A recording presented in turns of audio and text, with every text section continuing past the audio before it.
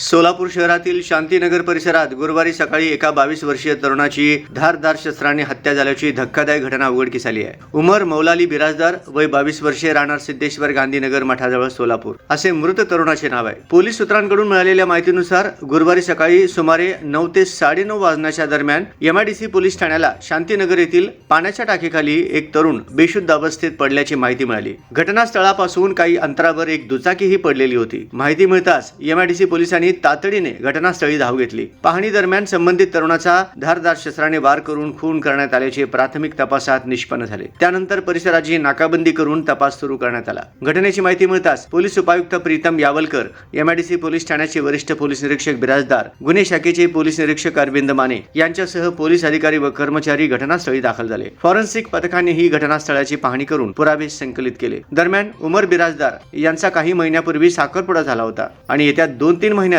त्याचा विवाह होणार असल्याची माहिती नातेवाईकांनी दिली। त्यामुळे या घटनेमुळे कुटुंबावर दुःखाचा डोंगर कोसळला असून परिसरात शोककळा पसरली आहे। या हत्येमागील नेमके कारण अद्याप स्पष्ट झाले नसून MIDC पोलीस विविध अंगांनी तपास करत आहेत। आरोपींचा शोध घेण्यासाठी विशेष पथके कार्यरत असून लवकरच या प्रकरणाचा उलगडा होईल असा विश्वास पोलिसांनी व्यक्त केला आहे।